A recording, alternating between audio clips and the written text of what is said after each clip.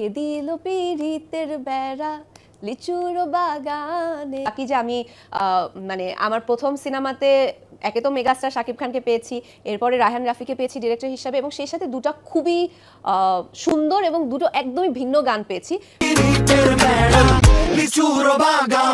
আসসালামু আলাইকুম বন্ধুরা, ভাইরাল চ্যানেলে আপনাদেরকে স্বাগতম। চ্যানেলটিতে নতুন হয়ে থাকলে সাবস্ক্রাইব করতে ভুলবেন না। প্রথম সিনেমাতে ঢালিউড সুপারস্টারের সঙ্গে স্ক্রিন শেয়ার করেছেন জনপ্রিয় অভিনেত্রী সাবিলা নূর। দীর্ঘদিন ধরে নাটক ও বিজ্ঞাপন জগতে তিনি অভিনয় করে আসছেন। প্রায় এক যুগেরও বেশি সময় ধরে অভিনয় জগতে কাজ করলেও এতদিন বড় পর্দায় অভিষেক হয়নি তার।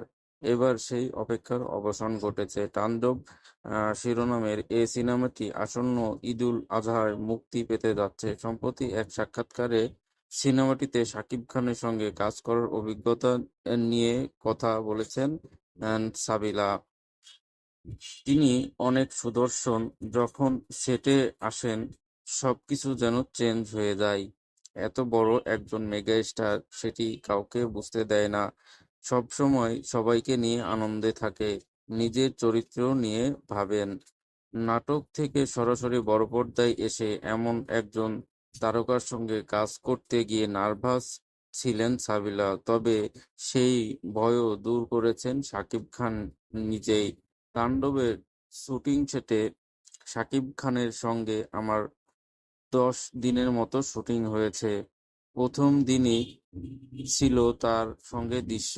আমি নার্ভাস ছিলাম, কিন্তু তার আন্তরিকতা আমাকে অনেক আত্মবিশ্বাস দিয়েছে। নির্মাতা রায়হান রাফির নির্দেশনায় কাজ করেও দারুণ স্বস্তি পেয়েছেন সাবিলা।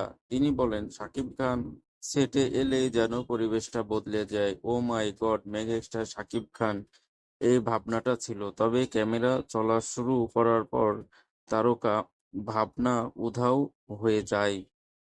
তখন মনে হয় আমি নিশাত আর তিনি স্বাধীন। আমি শাকিব খানের সঙ্গে একটি জায়গায় নিজের মিলও খুঁজে পান সাবিলা।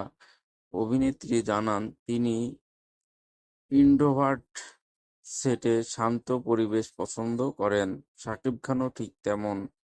কোনো বাড়াবাড়ি নেই, নিজের মতো করে থাকেন, সবসময় নিজের সিন নিয়ে ভাবেন। সবকিছু ঠিক থাকলে আসন্ন ঈদুল আজহার প্রথম দিন থেকেই দেশের 150-ও বেশি সিনেমা হলে একযোগে মুক্তি পাবে তাণ্ডব। শাকিব খান ও সাবিলা নূর জুটির এই ছবিটি ঘিরে দর্শক মহলে তৈরি হয়েছে বাড়তি কৌতূহল ও প্রত্যাশা। ভিডিওটি ভালো লাগলে শেয়ার করতে ভুলবেন না। ধন্যবাদ।